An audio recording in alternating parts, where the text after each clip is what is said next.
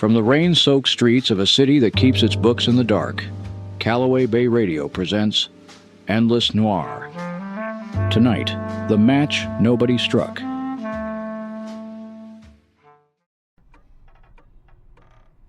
The snow came down like the city had run out of anything cleaner to send. It blinded the windows white by noon, and it turned my stairs into a thing that dripped. Dale kept the radiator honest and the fee book open. That afternoon the book stayed empty and the stairs did not. Easy, sunshine.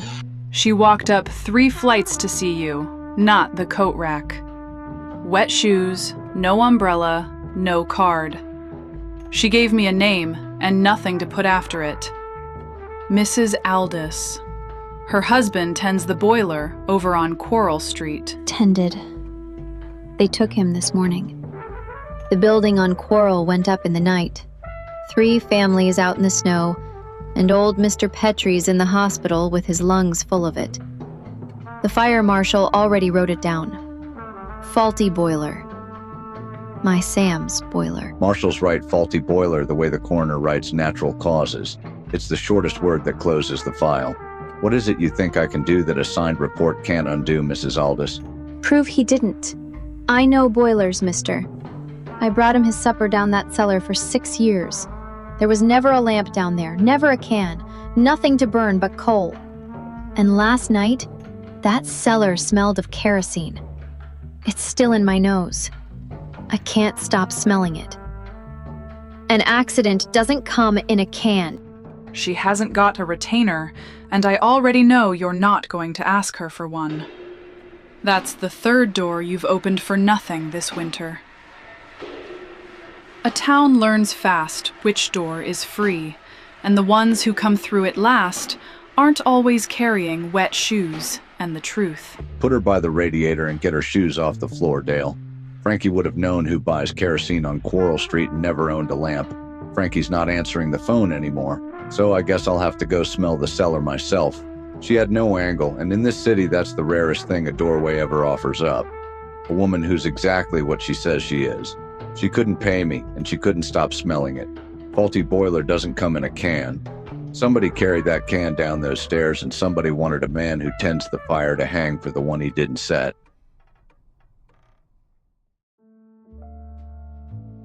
The tenement on Kerrigan Street had burned down to its own bones, and the snow was coming to bury them. It fell through the roof that wasn't there anymore, gray flakes settling on black beams, quiet as a church. The boiler man's widow walked the char beside me in shoes that had never been meant for weather like this, and she hadn't said a word in a block. They're saying it was Tom's boiler, mister. That he banked it wrong, and it went up and took the whole building. 11 families. They're saying my husband did that, and he's not even here to say he didn't. Then let's ask the boiler. It's still standing. Iron doesn't lie the way people do. It squatted in the cellar cold and whole, the one honest thing left in the building. I put my hand to the firebox. No warmth in it, and no warmth in the brick behind it. Banked low and gone stone cold, hours before the first flame ever licked a joist. A boiler that murders 11 families doesn't die politely in its sleep. So it wasn't him. It wasn't Tom. I knew it in my heart, but a heart doesn't count for much down at the coroner's, does it? It counts for even less than the cellar door. Look at the frame here. Jimmied from the outside, splintered inward, and this scorch crawling up from that corner. No stove ever reached that corner. Somebody carried the fire in, then locked the story on a dead man who couldn't argue. Down the block through the falling snow, I could see the landlord's insurance man pacing off the ruin with a little brass wheel, measuring the loss and smiling like it was payday. Because for somebody it was. Frankie would have had the name of the man with the key in the can before I finished the thought. But Frankie was under the L at low tide, and I was on my own. The boiler didn't do it, which meant a man did, and somewhere across town they were already counting out what he'd be paid for it. Friends, the night runs long in this town, and nobody knows it better than the man who works it. That's why night people reach for lamplight coffee. Slow roasted, honest, and strong enough to keep a fellow's eyes where they belong. Open. Lamplight, the cup that keeps the night shift honest. And now, the conclusion of the match nobody struck. The Chronicle newsroom at midnight sounds like a factory that makes tomorrow. Typewriters, a copy boy running, the wire ticking in the corner like a nervous heart. Flynn had a desk in the middle of it, buried under paper, and a grin that meant he'd found something before I asked. There he is. Flynn Chronicles are for the folks in back. Pull up a chair, Detective. You're gonna want to sit for this. You came in smelling kerosene, and I went and found you the man who bought the match. The landlord. Talk to me, Flynn. All I've got is a burned building and a woman who swears she saw him on the stairs before it lit. Then you've got more than you think. Look here, the policy on that tenement. He fattened it a month before the flames, doubled the coverage on a fire trap he'd let rot for 9 years. Nobody triples down on a building they mean to keep. A man can insure his property. A jury hears greed, not arson. Sure, once, but this is twice. Another of his buildings went up 2 winters back. Ruled accidental, paid out clean, and he walked away richer. 1 fire's a misfortune, Detective. 2's a business model. That's the pattern that makes a court smell what you smelled on the stairs. And what's holding the door shut? Who's standing behind him? A man like Marchetti clears his throat and the file goes cold. That's the sweet part, nobody. I ran him every which way. No boss's hand on his shoulder, no badge in his pocket, no envelope moving anywhere. He's not connected, he's just cheap and cruel. There's nothing between this man and a cell but one woman willing to say what she saw. I'd spent so many nights walking a truth up to a wall and watching it stop, I'd forgotten what the far side looked like. Frankie used to say every big fish in this town had a bigger one holding its leash. This one didn't. No leash, no wall, just a slumlord. A policy fattened for the flames, and the word of a woman who'd already lost everything but her nerve. For once, the whole city wasn't in the way. Only her word stood between him and the cell, and a word in Calloway Bay is the easiest thing in the world to break. The landlord's answer got to the kitchen before I did. It sat on the oilcloth in a clean white envelope, fatter than anything honest ever comes in. Money for the wife, a warm job for the husband, and all it wanted in trade was one word to stay the word it already was: accident. She hadn't touched it. She just looked at it the way you look at a dog that hasn't decided about you yet. You're the detective. They said you'd come tonight. His man was here an hour ago, left that on the table, tipped his hat like a gentleman. 3 days now the radiator's been stone cold, mister. And there's a hospital bill under the sugar tin. I got a good reason to open it. You've got every reason. Nobody in this city would blame you. So I set my own paper down next to his. The kerosene invoice, the inspector's slip he'd paid to lose, the line that said the cellar was condemned 2 winters back and burned anyway. I put it beside the envelope so she could weigh them in the same hand. Here's the thing I hardly ever get to say straight. This one's got nobody behind him. No family, no boss, no friends in a back room. He's just a man who set a fire and bought a word, which means the paper that clears your husband's name is the same paper that hangs him. You take the envelope, the word stays accident. You don't, and I carry this the rest of the way. You don't have to be brave alone, ma'am. My husband kept that boiler like it was his own child. 20 years, never a burn, never a soul heard on his floor. And they wrote him down careless.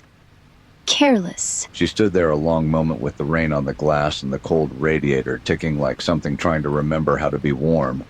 Then she reached out and pushed the envelope back across the oilcloth, slow, all the way to my side, and her hand went into her apron pocket for something she'd been carrying since the night of the fire. It didn't take much in the end. A dented kerosene can with a seller's stamp still legible on the bottom. A fire policy fattened 3 weeks before the match got struck. And a woman in a cold kitchen who wouldn't say the lie they'd offered to buy from her. Ordinary things, enough to walk a landlord out of a warm, respectable office and into a plain cell that never gets above 40. The boiler man went home this morning. Nobody had to bury the truth to do it, and nobody had to pay to hear it. That's rare enough in this town it feels like a mistake. Don't look at the cup like that. It's real coffee, not the burnt end of the pot. I made it fresh because for once, you came in without owing anybody a piece of yourself. Figured the occasion could stand a whole spoon of the good grounds. Careful, Dale. Keep pouring the good stuff, and I'll start expecting cases where nobody bleeds. Nobody bled, nobody owes. And half the quarter already heard there's a door in this building that took their fire and didn't hand them a bill for it. That's the part you should worry about. You solved something for free, sunshine. In this city, a free door doesn't stay quiet. It gets famous. I let the coffee sit warm in my hands longer than I usually let anything. Out past the glass, across the snow, one lit window still burned in the quarter. Somebody who got to keep their walls tonight. Frankie would have had the whole block's business off that one lamp before I finished the cup. I didn't say the thing Dale and I both already knew, standing there in the good coffee and the quiet, that a door with no fee on it is just another kind of address, and the next one to knock won't come this clean. Rain again. In Calloway Bay, it's always coming down somewhere, on somebody who had it coming and somebody who didn't. The phone will ring soon enough. It always does. Time, friends, is the one thing this city never gives back. The Calvert Watch Company builds 17 jewel movements that keep it to the second, through rain, rough handling, and late nights. Calvert, the second hand you can trust.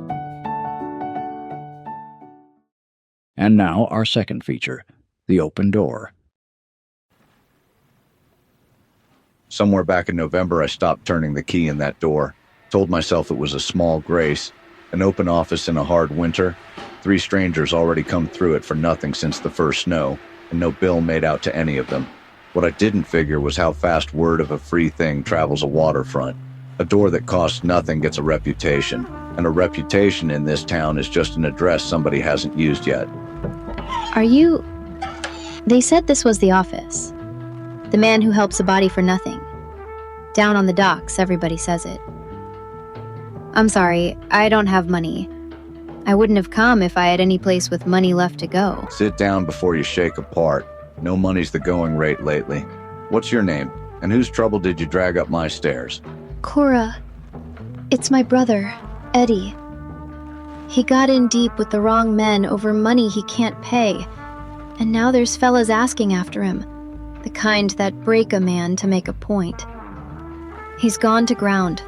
I can't find him myself, mister. And if I can't, they will. You're the last door in the city I hadn't knocked. Collectors move faster than sisters. He's hiding from everyone, you included. But I'll find him before they do. Go home, Cora. Stay by a phone. God keep you. You don't know what you're doing for me. She went out into the sleet, and I sat with the warm feeling a man gets from being the thing he decided to be. I never heard it. The pause before the name. The way she said what you're doing for me instead of for Eddie. There was something sitting under her voice, quiet as a stone in a coat pocket, and I walked right past it to the phone. Dale had been at the filing cabinet through the whole thing, saying nothing, which for Dale is the same as a fire bell. She waited until the stairs quit creaking under the woman, then closed the drawer harder than it needed. So, we're finding brothers gratis now. I'll amend the sign. No fee, no questions, and no lock on the door. That ought to fit under the transom. She's scared, Dale. You saw her hands. I saw a story with the corners squared off. Scared people ramble. They give you too much. The aunt, the bad landlord, the cousin who warned them. She gave you exactly enough, and not one word past it. That's not a frightened woman talking, Sunshine. That's a woman who rehearsed. Or a woman who's told it at 4 other doors tonight and got it down smooth. Maybe. Here's what chews at me. Half this waterfront knows you keep one soft spot open all winter. The free door. The man who won't say no to a hard luck coat and a wet face. That's not a secret anymore. It's a lure. And a story cut to fit your one weakness. This exact clean didn't fall out of the sky. Somebody measured you for it. And if you're wrong, a man named Eddie gets found in an alley while I stood here weighing a woman's grammar. I can close the door or I can be the fella who opens it. I don't get to be both. No, you don't. Just hear me say it once, out loud, so it's in the room. If she measured you, the man you find at the end of this isn't the one she's saving. I took my hat off the hook. She didn't try to stop me. Dale never does. She just sets the truth on the desk and lets you decide how much of it to carry out the door. I carried none of it, and her read of that woman stayed behind in the office like the smell of a cigarette nobody would admit to lighting.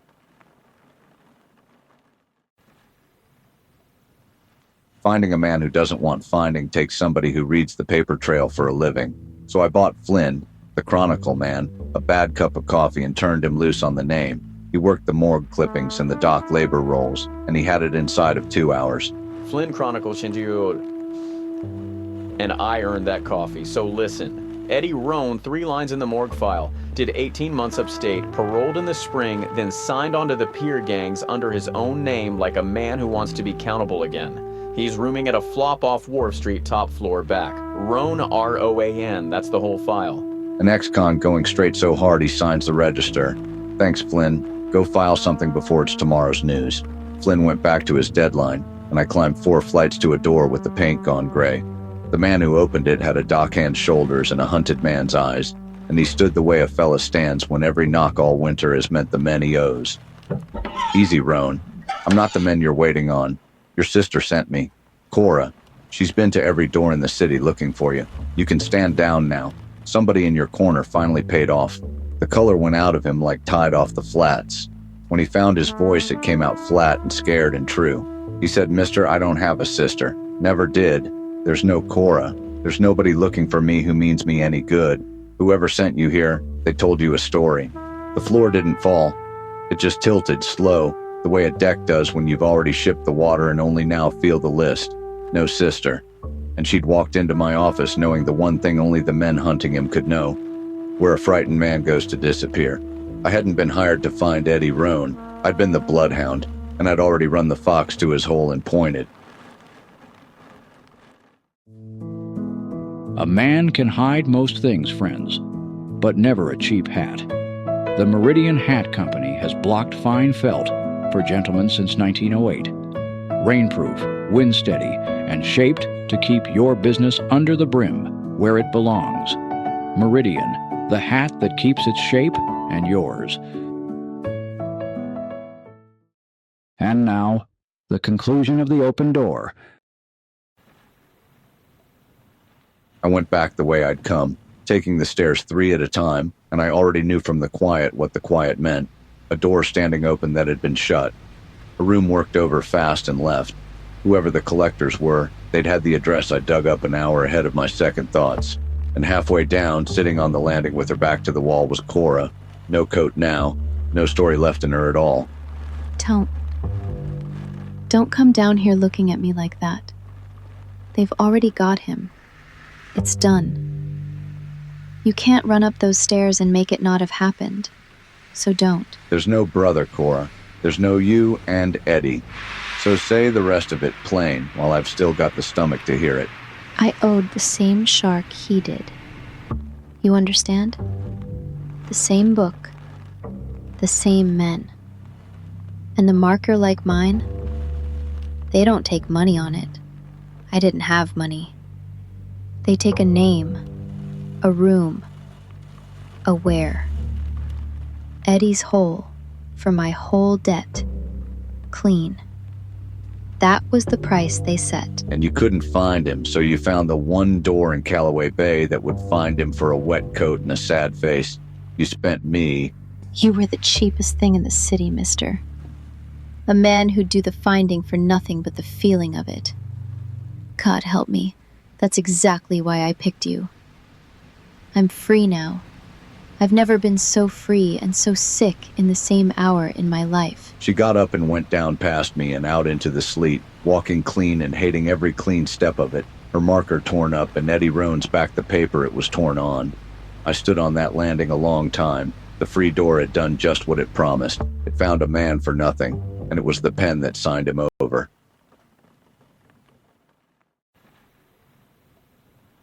Back in the office, the pot had a half cup left in it. The real coffee Dale bought us for the last case that ended clean, gone cold, and skinned over. She looked at it and didn't reach for it. That was the whole eulogy right there, in a woman not pouring a cup. I'm not going to say it. I know you're not. That's how I know you're right. Go ahead and file her under nothing, Dale. There's no charge. There never was going to be. That's the part that scares me, and you're not hearing it yet. The door worked. It did exactly what the sign says. Found a man for free. And now every collector on this waterfront knows there's an address in Calloway Bay that'll do their legwork for a hard luck story and a wet coat. You didn't open an office this winter. You hung out a hunting license and put your own name on the tag. Eddie Roan. That's 4 now. 4 names I carry and can't pay back. The widow, the boiler man, and now a dockhand who signed a register because he wanted to be countable, and I counted him for the wrong people.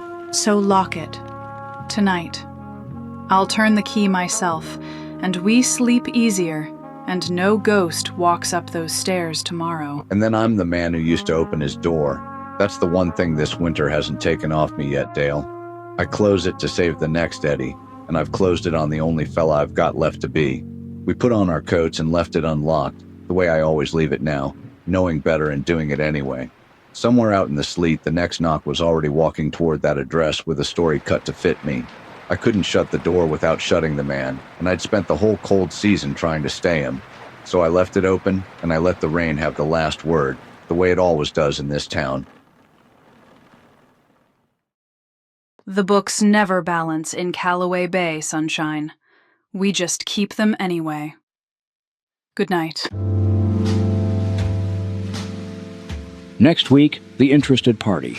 Endless Noir is a work of fiction. The scripts are written by artificial intelligence. The voices are professional voice clones from 11 Labs Voice Library.